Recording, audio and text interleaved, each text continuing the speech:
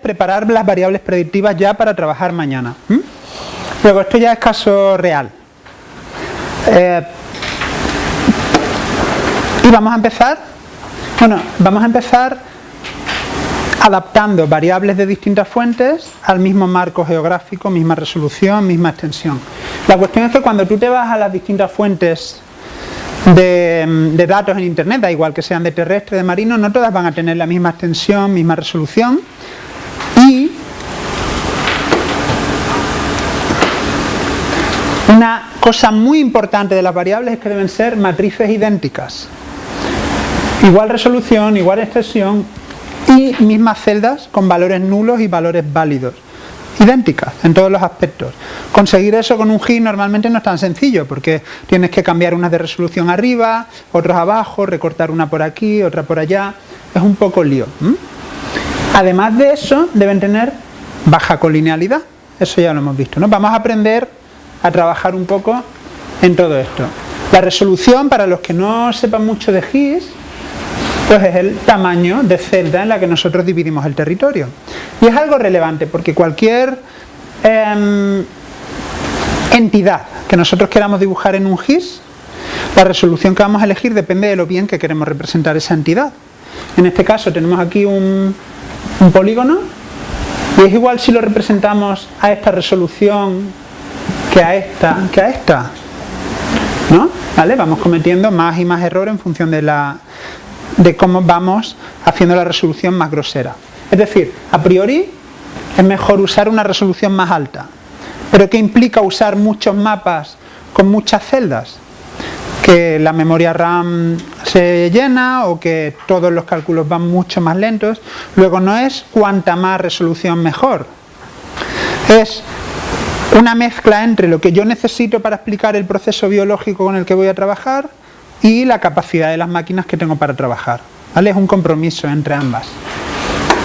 Por ejemplo, esto es Sierra Nevada.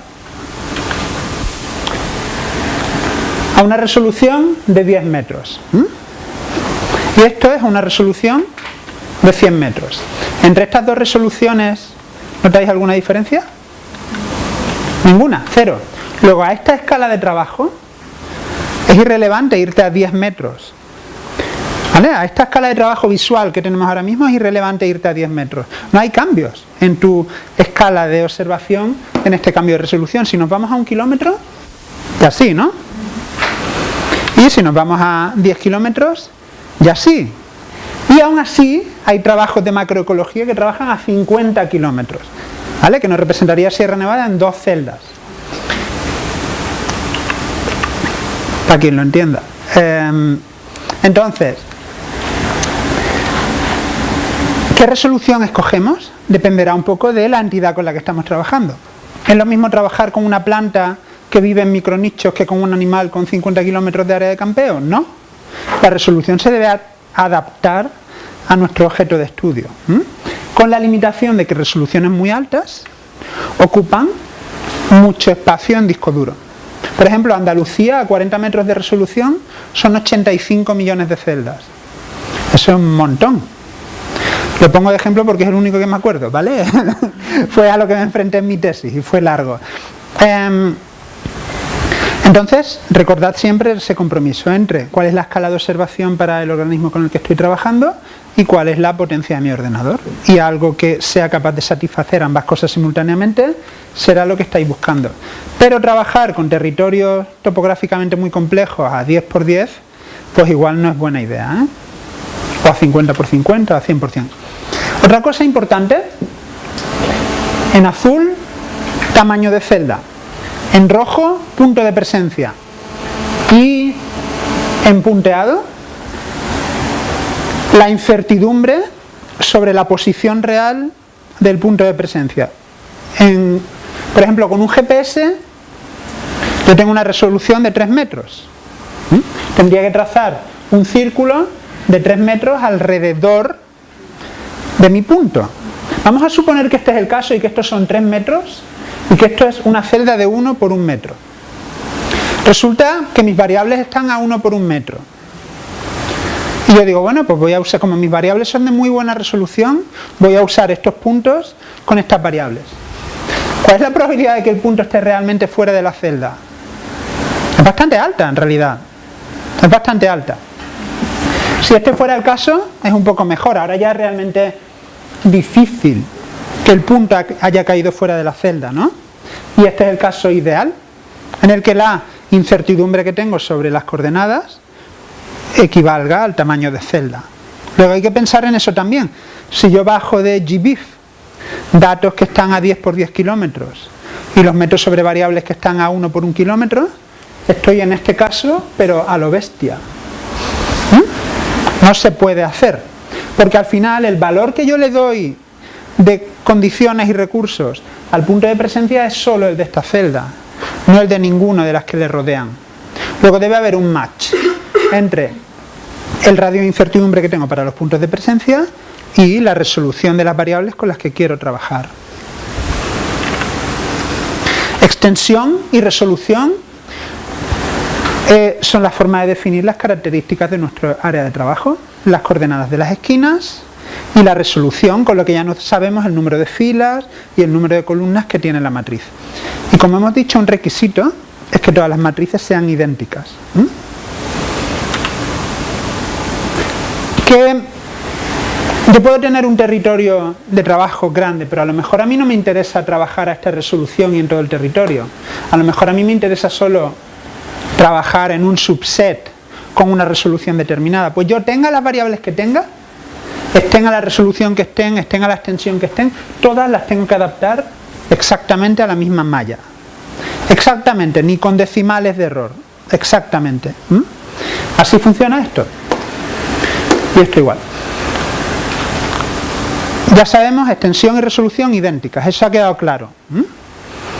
Además, las celdas nulas deben ser completamente idénticas en todos los mapas. Porque si yo voy a dibujar solo una celda para entendernos, ¿vale? Esto es una, esto es otra, ¿vale? Perdón por mi perspectiva. Vamos a suponer que en esta celda hay un punto de presencia, pero resulta que para la variable número 2 yo tengo un valor sin datos. Para la variable 2 tengo un valor sin datos. ¿De qué me sirve a mí ese punto de presencia? De nada, porque no lo puedo usar en un modelo que tenga todas las variables. ¿Qué es lo que tengo que hacer? Darles a todas valores nulos. De forma que todos los mapas, uno encima de otro, tengan exactamente las mismas celdas nulas.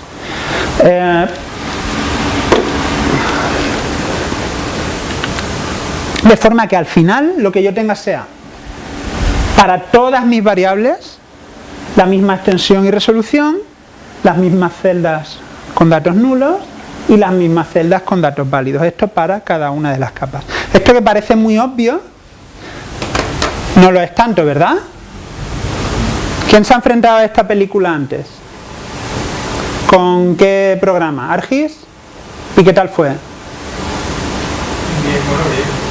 Bien hasta que le coge el punto, que no le coge el punto. ¿Cómo? Que bien hasta que le coge el punto, hasta que no le coge... Claro. No, yo no lo pregunto por que piense que R es mejor o peor. Sí, es que yo hace mucho que no trabajo con ArcGIS y no... Sé que hay alguna herramienta para hacerlo, pero... Esto yo lo hago con GRASS normalmente, que tiene una herramienta específica, pero enseñar GRASS aquí solo para eso no merece la pena. Y con R se puede hacer. Así que os voy a enseñar cómo se hace con R. Ahora la pregunta es, yo tengo varios mapas de distintas fuentes de internet. Tengo que elegir uno de ellos de referencia. Es decir, yo quiero trabajar de esos 3 que tengo para elegir, uno de ellos lo tengo que elegir como referencia para ajustar todos los demás a ese mapa. ¿Cómo lo hago? Este tiene una resolución más grosera que este. ¿Yo puedo aumentar la resolución de este? No, ¿vale? Nunca se aumenta la resolución de un mapa, porque te inventas datos nuevos. Luego, mi única opción, si esta variable es muy importante, mi única opción es usar esta como referencia. Si no es importante, yo tengo datos de alta calidad de presencia, la quito de en medio y empiezo a trabajar entre estas dos, ¿vale? Luego el conocimiento a priori es importante a la hora de establecer esta decisión. Yo por defecto siempre tomo como referencia el modelo de elevaciones, que se ajusta a mis datos de presencia en resolución. Es decir, si tengo datos de cuadrículas de 10×10, cojo el modelo de elevaciones, lo paso a 10×10 y todo lo demás lo ajusto exactamente a esa malla. Es una costumbre mía, por evitarme elijo la variable. Siempre lo hago con el modelo de elevaciones. Cada uno con el tiempo desarrolla su propio criterio. Nosotros vamos a elegir esta como variable de referencia. Ahora, dentro de la variable de referencia, tengo que elegir un área de trabajo. Igual la quiero entera, igual solo quiero un trozo. Pues tengo que recortar ese área de trabajo en todos los mapas. Y luego recorto con este agrego que ya lo hemos hecho antes en R, ¿os acordáis? Y con este agrego que también lo hemos hecho antes en R. Luego ya tenemos todos a la misma extensión y resolución. Y ahora nos queda la máscara. Vamos a suponer que de los tres que hemos recortado, uno no tiene valores nulos, otro tiene uno en un sitio y otro tiene uno en otro. Ahora yo lo que tengo que hacer es crear un único mapa que tenga todos esos valores nulos. Y ese único mapa se llama máscara. ¿Formas de hacerlo? Pues yo puedo multiplicar estos mapas entre sí. Cuando yo multiplico un valor por nada, ¿qué me sale? Nada. Luego, cuando yo multiplico estos dos mapas entre sí, el resultado tiene un valor nulo aquí y otro valor nulo aquí, porque como algo por nada es nada, se me propagan los valores nulos. Luego la multiplicación es una buena forma de propagar esos valores nulos. Creo el mapa que se llama máscara.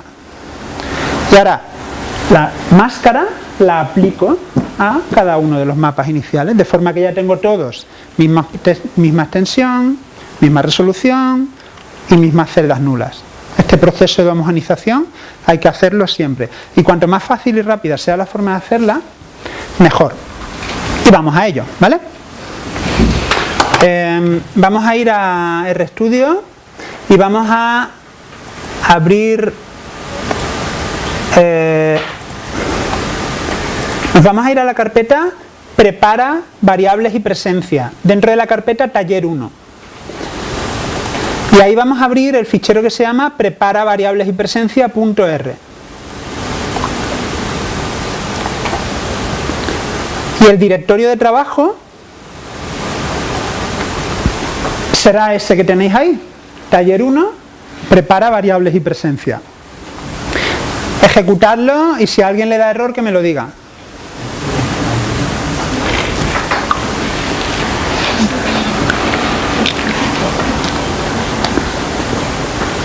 Todo bien, ¿no? Hasta ahí.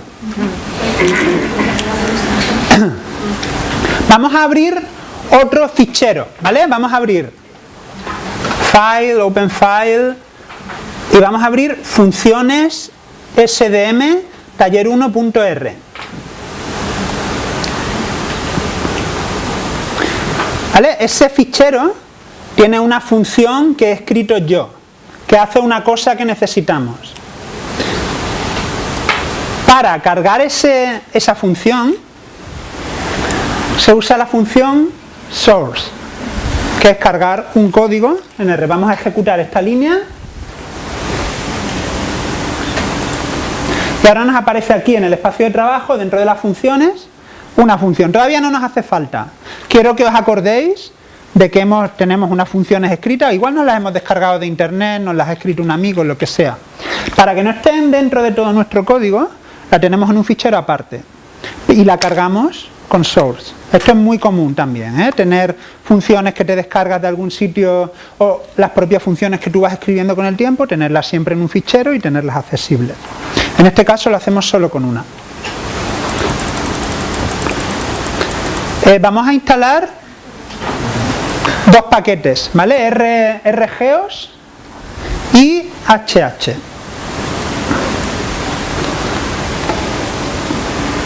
Luego os explico para qué es cada uno de ellos.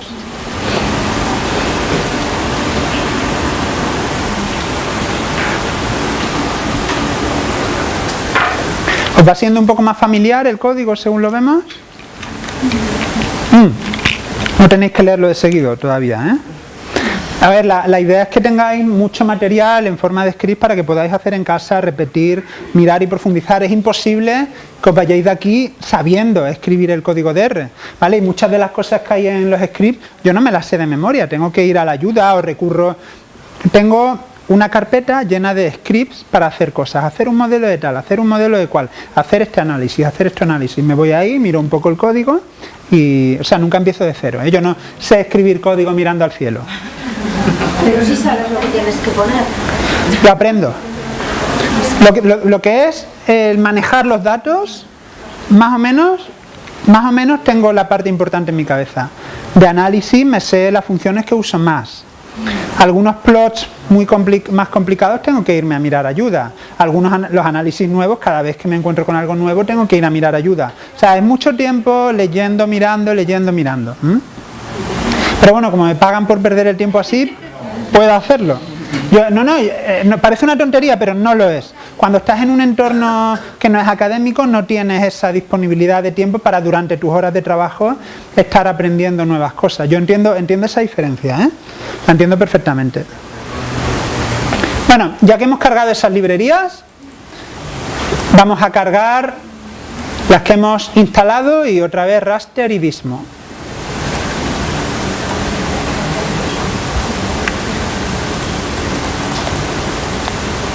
Bueno, vamos a empezar a hacer un ejercicio con lo que os he explicado. Vamos a homogeneizar un montón de mapas.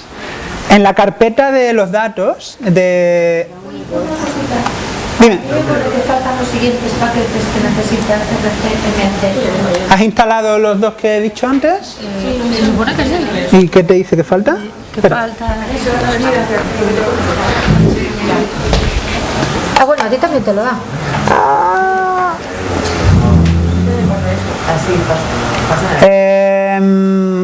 Yo diría que nos podemos apañar sin ellos. Pues si tú Vamos a probar sin ellos por ahora, ¿vale? Decimos, bueno, darle a sí, sí. Pulsad sí y ya está. Fuera. Si vuelves a pasarlos, no sé si tendrás. Vale, fuera. Vamos a probar sin ellos, ¿vale? Si ya luego nos encontramos un problema, volveremos atrás, porque igual ni siquiera nos hace falta. A ver, que me perdí. Aquí. Vale, en la carpeta en la que estamos trabajando hay varios ficheros comprimidos, ¿verdad?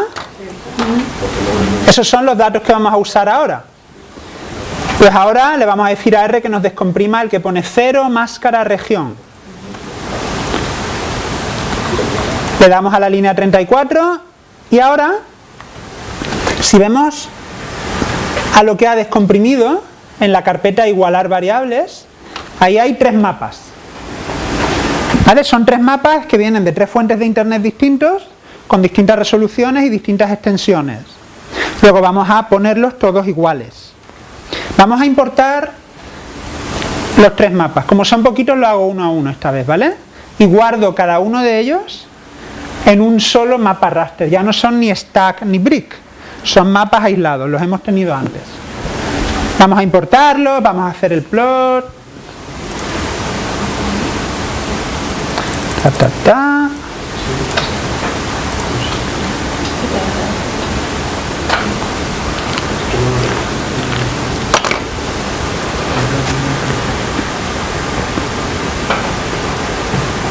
Vaya, too much. Sí que lo hace, pero ¿Eh? Sí, que se ve pequeñito, no pasa nada. Ahora hay un botón que pone zoom, le dais ahí, cuando termine de hacer el plot. Bueno, se ve muy pequeñito, pero de alguna forma se ve que este, por ejemplo, tiene un poco más de datos al norte, un poco más de datos al sur, ¿verdad? Luego la extensión es distinta. En este de aquí, esto no es tan obvio, parece que tiene una extensión similar. Vamos a comprobarlo, podemos... Sí. Vale, hemos visto visualmente que 2 de los mapas tienen más o menos la misma extensión, otros no. Vamos a comprobarlo numéricamente. Tenemos ahí la extensión de los 3 mapas. ¿Son iguales? ¿Ah? Vale, un vistazo nos dice, recordad que tienen que ser iguales a todos los decimales. La resolución, comprobamos la resolución. ¿Son iguales las resoluciones? Tampoco. Luego tenemos que hacer esto que hemos comentado antes de ponerlos todos iguales. Bueno, vamos a empezar igualando de una sola vez la extensión y la resolución. ¿Vale? De una sola vez. Hay una función que se llama resample que sirve exactamente para eso. La función resample coge, vamos a ver la ayuda.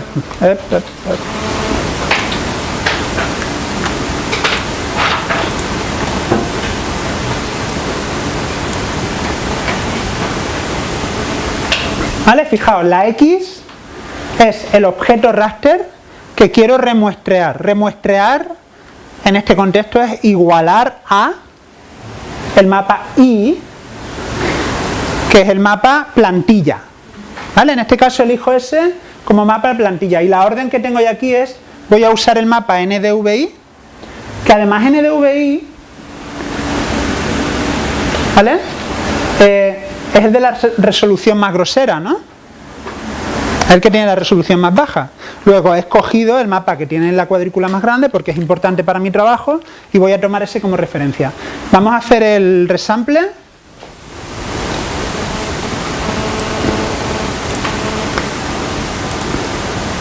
Y ahora vamos a comprobar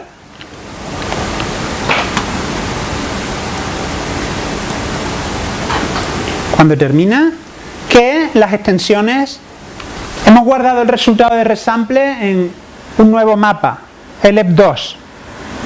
Vamos a compararlo con la plantilla, que es NDVI. Ahora sí son idénticos, ¿no? En cuanto a extensión. ¿Y son idénticos en resolución? Son idénticos en resolución, ¿no? Luego, voilà. ¿Vale? Ya tenemos uno de los dos mapas arreglado. Vamos a hacerlo con el siguiente. Línea 74. Volvemos a hacer lo mismo. Cogemos el mismo mapa de referencia y ahora remuestreamos el otro mapa. ¿Vale? Y lo guardamos en un nuevo mapa que se llama nombre de mapa 2.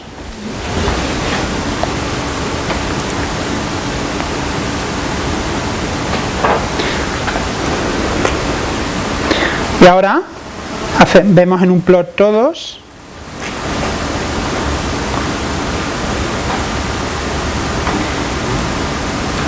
Yo lo de los márgenes en lo del zoom no lo entiendo, ¿vale? Pero bueno, la cuestión parece que no son de la misma extensión.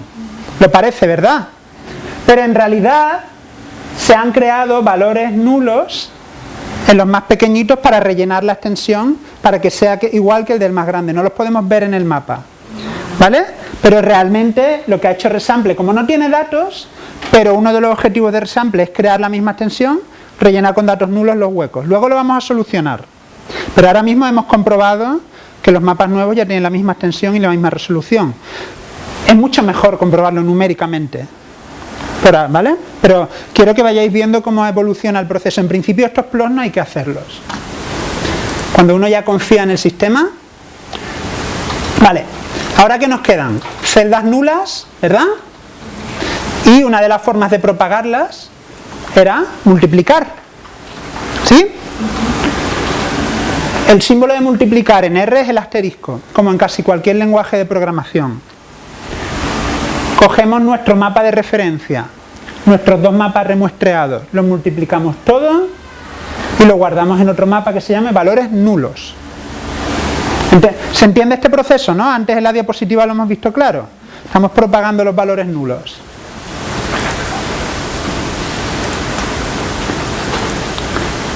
¿Qué pasó?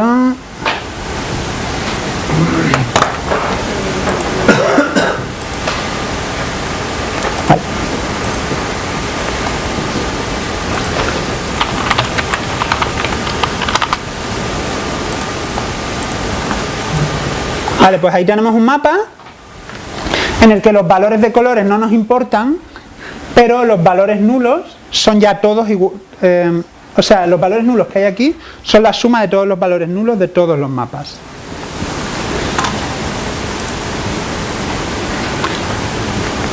Y ahora que tenemos un mapa que tiene todos los valores nulos, nos queda un paso que es aplicar ese mapa a todos los mapas, ¿vale? ¿Cómo lo hacemos? Primero metemos todos los mapas en un brick, porque así de ahora en adelante todas las operaciones son más rápidas, las tenemos todos juntas. Le ponemos sus nombres y aplicamos la máscara, ¿vale? La máscara es este mapa valores nulos que hemos hecho antes. Y hay una función en raster que se llama mask. ¿Y qué hace mask? A un brick o a un stack o a un raster suelto le aplica una máscara. Así de fácil. Entonces aplicamos todo esto hasta dibujar ahí.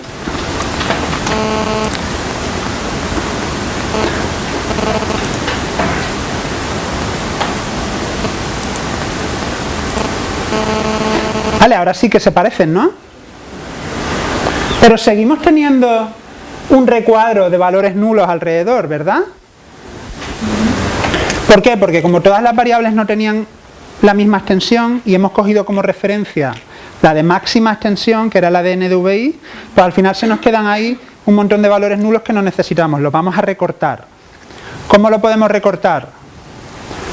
Hemos hecho, lo de recortar lo hemos hecho ya, ¿no? Sí, hemos recortado España de Europa antes. Era una función que se llamaba crop. ¿Y a crop qué había que darle? Un stack y una extensión. ¿Qué extensión escogemos? La más pequeña de los tres mapas originales. ¿Vale? Para recortar. De todos los mapas, el que tenga una extensión más pequeñita es el que vamos a recortar. ¿Se entiende la lógica, no? Es mucho más importante que el código ahora mismo. Para eso comparamos las extensiones de los dos mapas originales que hemos remuestreado, porque los remuestreados ya tienen todos la misma extensión. Volvemos a los mapas originales, miramos la extensión. ¿Cuál de los dos la tiene más pequeñita? Parece que la X es prácticamente igual y la Y cambia por algunos decimales. Son prácticamente iguales, ¿no? Yo por aquí he puesto en el código que HFP parece que tiene una extensión menor, igual estaba con mucho sueño o algo así, pero tiene sentido. Vamos a hacerlo así. Chup. Vale, y ahora ya, finalmente,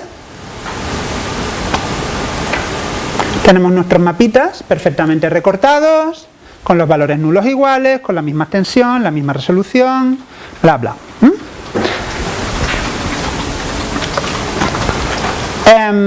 Ventajas que tiene esto frente a un GIS, que una vez que yo ya tengo el código escrito, como el código tira, este en concreto no, ¿vale? Pero el código puede tirar de una carpeta llena de variables, las importas todas unas por una, las pasas por este trozo de código y las vuelves a exportar todas a la misma resolución. Si comparas eso con el trabajo manual de traigo la variable, la cambio, le hago la máscara, no sé cuánto, traigo la variable, o incluso haciendo un script de Python o un script del, no me acuerdo cómo se llama el modeler que lleva el ArcGIS, lleva más rato al final, ¿vale? Lleva más rato. Entonces, para mí, cuando, no sé, si la librería raster no podría vivir, básicamente lo vamos a reducir a eso. Si quiero escribir las variables al disco duro para después usarlas en Maxent, hay una función que se llama writeRaster, en el que le digo, quiero que me escribas este raster concreto, ahí lo hago uno a uno. Ahora vamos a ver una función para guardarlos todos de una vez, ¿vale? Más adelante. Cuando hice eso no conocía esa función todavía, ¿vale? La aprendí ayer, que hay una función para exportar todos los mapas de un brick o de un stack de una sola vez al disco duro, ¿vale? Luego lo vamos a usar. ¿Se entiende el proceso? Fácil, ¿no? Porque realmente ¿a cuántas funciones se reduce? ¿A un resample? ¿A un propagar los nulos? Y a un mask. Todo lo demás son plots y comparaciones que hemos puesto ahí por medio, pero las funciones básicas son un resample por variable, un nulos con todas las variables multiplicando y un crop, hacer el stack y un crop al stack. 4 líneas de código, haces todo esto. ¿Vale? O sea, que realmente es mucho más sencillo de lo que está aquí. Lo que pasa es que aquí viene con comparaciones, con explicaciones y demás. Pero realmente son muy poquitas líneas de código. Bueno, vamos a borrar todos los mapas. Y vamos a hacer un análisis de correlación entre las variables que tengo aquí.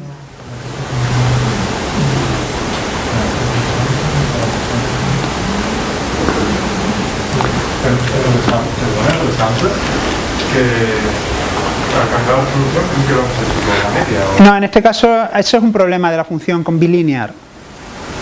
Pero lo puedo hacer también con vecino más próximo. Claro, eso sí que. Sí. De cada variable, pues. Por supuesto, pero eso implica aprender mucho más hit del que puedo dar en este tiempo, ¿vale? Yo no lo haría, o sea, para un trabajo final yo uso Grass, que tiene una función resample que usa media. Y eso sí lo hago con Grass, pero explicar los fundamentos de Grass solo para esta parte es un follón, porque luego al final otros trabajan con ArcGIS y lo hacen con eso, otros con R. Lo que quería con esto es ofrecerle una solución un poco más sencilla a la gente con R, ¿vale? Pero sí, yo estoy de acuerdo contigo en que esta función necesita un agregar por promedio, por ejemplo, o por media, o por mediana, o por lo que sea. ¿Qué vamos a hacer ahora? Tenemos un montón de variables en una carpeta que todavía no está descomprimida, así que da igual. No sé, 19, 20 variables de distinto tipo. Topografía, clima, cobertura vegetal, impacto humano, bla, bla, bla. Ahora la pregunta es, ¿están correlacionadas entre sí o no? ¿Cuáles? ¿Y cuáles elimino? Entonces os voy a enseñar código de R para construir un árbol como esto, en el que yo trazo una línea en un valor que normalmente será 0,5, que equivale a un 0,5 de correlación, 0,4 que equivale a un 0,6 de correlación, 0,2 que equivale a un 0,8 de correlación, ¿vale? Ahí no hay una norma, yo lo hago siempre a 0,5. Hay gente que lo hace a 0,75, a 0,80, a 0,85 he visto. Yo pienso que 0,85 es mucha correlación entre dos variables. Tal vez 0,5 es baja. No quiero que adoptéis mi criterio, es el que uso yo, por sistema. Voy a hacer este plot y voy a trazar una línea, ¿vale? Este dendrograma está representando dentro de una misma rama variables que están correlacionadas entre sí. Es decir, ¿veis esta rama de aquí que se bifurca y se vuelve a bifurcar? Da un clúster de 5 variables que están correlacionadas entre sí, más allá de 0,5. Pues de ese clúster de variables yo solo escojo una. Cuando yo lo hago de verdad con mi trabajo, con mi especie de trabajo, en este elegir o descartar, tengo que entender qué variables son, cómo influyen en mi especie y quedarme con aquellas que mejor me ayudan a escribir la discusión o a explicar la distribución de la especie. Pero el proceso, si nos olvidamos de los nombres de las variables y de qué significan, va así, ¿vale? Creo el dendrograma. Si la variable está sola por este lado de la línea, me la quedo. Si la variable está hacia acá en un clúster, del clúster solo cojo un representante. ¿Qué representante cojo? El que más me interese a mí, por mi trabajo en concreto, porque al final todas tienen cierta correlación entre ellas. Luego, finalmente, esas variables que están marcadas aquí son las que yo me quedo en esta primera escriba, ¿vale? Hay formas de hacer esto automáticamente. Tú puedes, oye, sácame un subset de variables que no estén correlacionadas entre sí, pero a mí no me gusta seleccionar variables automáticamente porque yo quiero quedarme con las variables que explican la ecología de la especie en función de mi conocimiento. Por eso no os voy a enseñar ningún método para hacerlo automático, ¿vale? Mire, ya no sé por qué has elegido 2 en el... Porque me he equivocado. No, perdón, porque no penden, porque cuando la línea del clúster corta con la roja, ¿vale? Esta, por ejemplo, corta hacia allá. Entonces, de aquí, de toda esta rama, solo elijo uno. Pero estas dos ramas ya están cortando con la línea. Luego, estas dos variables, su correlación es un poco más baja que 0,5. Esta es mi primera criba, la hago pasito a pasito. Oye, ¿esta variable cuál es? Bio11. ¿Bio11 qué significa? Y la otra que es Bio6. ¿Bio6 qué significa? Ah, pues mira, de estas tres que están correlacionadas entre sí, estoy trabajando en el límite frío de la especie. Pues la temperatura media mínima del mes más frío es más importante que otras. Pues me la quedo, aunque estén correlacionadas entre sí, es más fácil explicar por una variable limitante que por otra que conceptualmente no lo es tanto, ¿vale? ¿Esto qué implica? Que si todos trabajamos con la misma especie, tal vez acabemos con sets distintos de variables. Para el modelo final no importa tanto porque están correlacionadas entre sí, ¿vale? Este será el primer paso. El segundo, esto no garantiza, esto hace una primera criba, ¿vale? Y cogemos una variable de cada clúster. Pero esto no garantiza que esta variable no pueda ser una combinación lineal de esta, esta y esta. Es decir, no es que estén ya correlacionadas a pares, sino que una esté correlacionada con la combinación de otras. Para verificar eso, se utiliza un segundo paso, que se llama BIF, el Variance Inflation Factor. Eso lo que hace es evaluar la correlación que tiene cada variable con todas las combinaciones lineales de las demás variables. Si una variable está muy correlacionada con la combinación lineal de otras tres variables, es redundante, porque la información espacial que ofrecen esas tres variables está ahí también, y la quito, ¿vale? Entonces el BIF es un análisis que hace eso recursivamente y al final te da valores para cada variable. Un valor que indica cómo de redundante es esa variable con respecto a todas las demás. Y entonces eso nos da un criterio para eliminar variables y dejar nuestro conjunto de variables mucho más reducido y mucho menos correlacionado entre sí, ¿vale? Esto es como una forma muy refinada de finalmente eliminar toda la correlación que hay entre nuestros conjuntos de variables, ¿vale?